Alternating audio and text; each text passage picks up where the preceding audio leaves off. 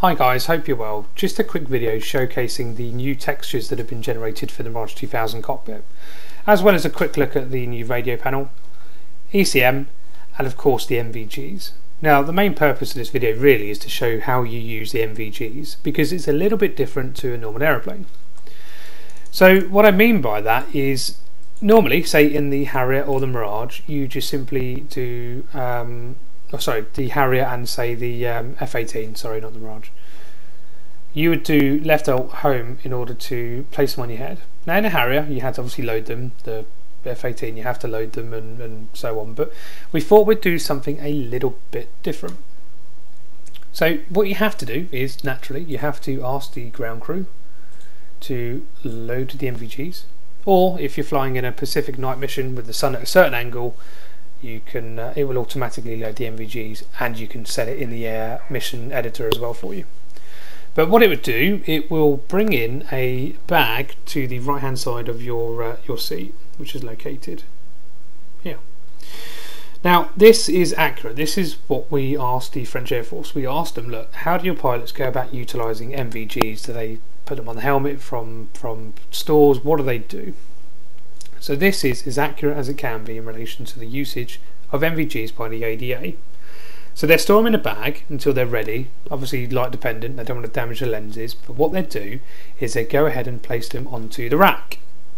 Now we can do that just by simply left clicking on the bag, and then you'll notice the MVGs have now been moved over to the rack. And again, they kind of look like Johnny Five's eyes, but yeah, they're pretty damn cool.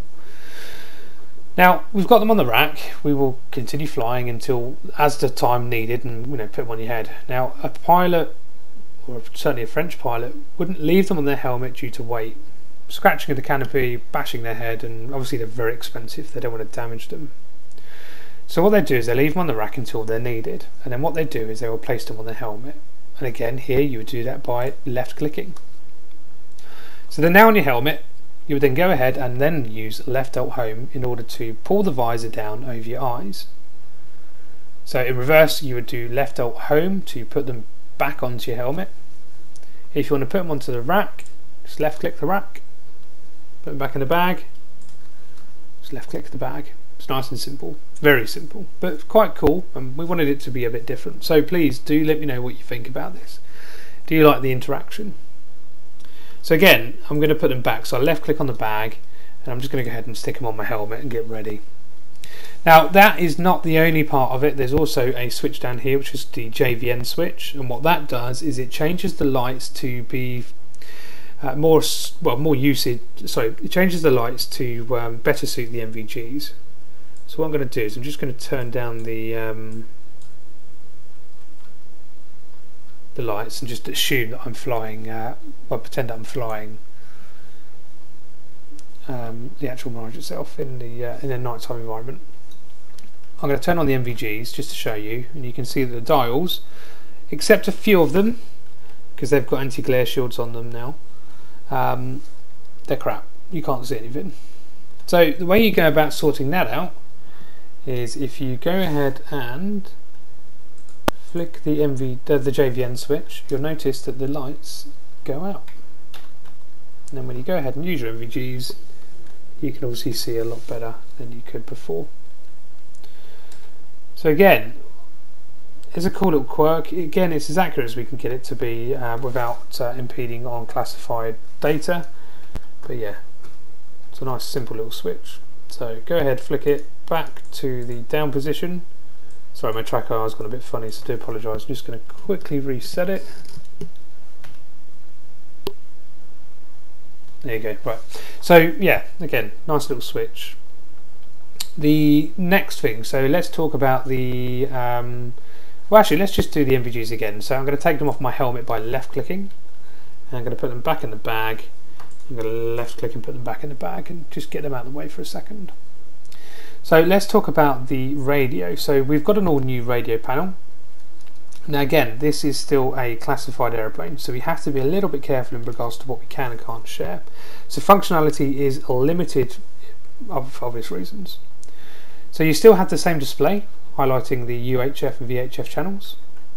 You've got the same selector for the UHF, so you've still got the same channel selector.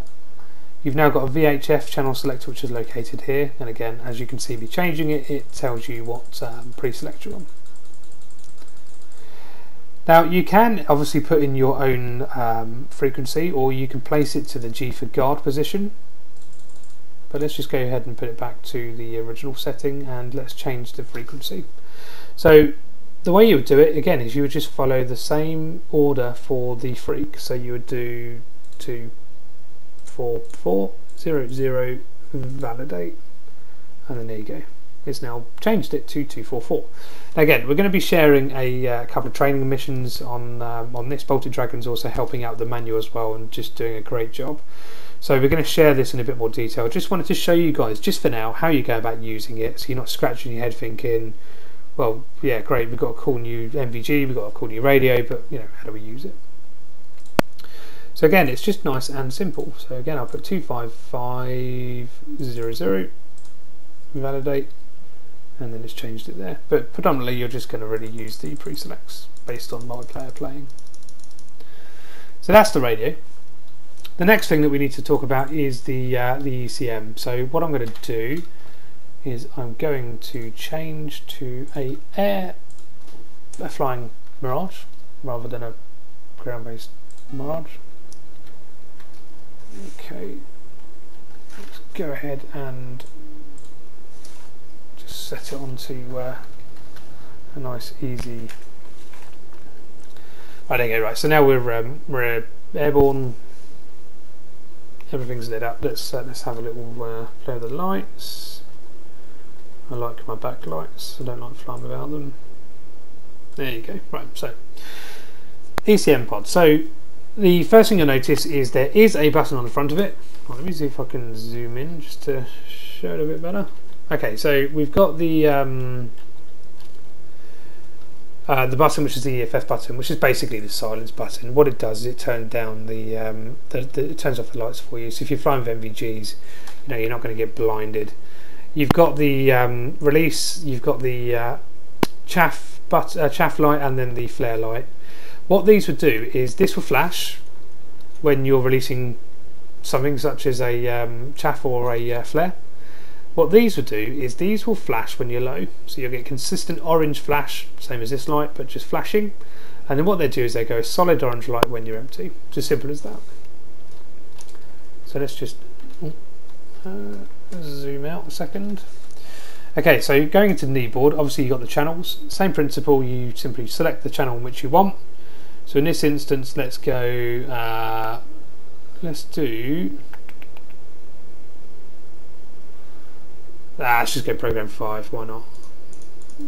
Okay, so just going to flash.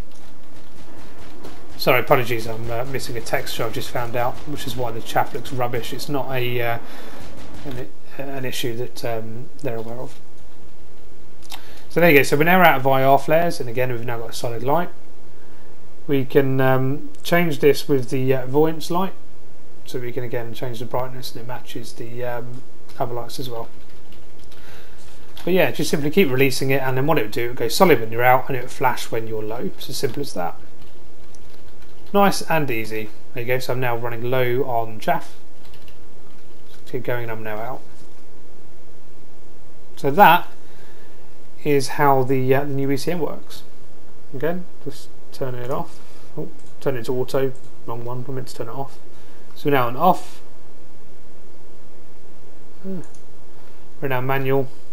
Again, you can see the lights. And then if we go ahead and flick it out, we're in auto.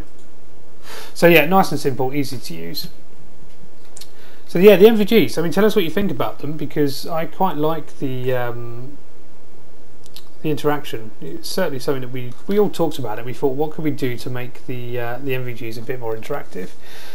Again, the Mirage pilots told us how they go about using them, and we thought, well, let's implement it. Let's do something a little bit different in order to match a bit more realism. So again, as you can see here, it's quite just, again, that button there, if you just simply turn it off, it just helps with the night viewing. Sorry, I'm flying in non-ideal conditions for MVGs, but if I didn't, you wouldn't be able to see what I'm doing. So yeah, again, I hope you guys enjoy this new cockpit. and hopefully breathe some life back into those who may have shelved the Mirage just for a little bit, just to get on with new aeroplanes. But hopefully you'll come back to it, you'll enjoy it, you'll love the new cockpit. But let us know what you think, and I will catch you on the next video. Have a great day.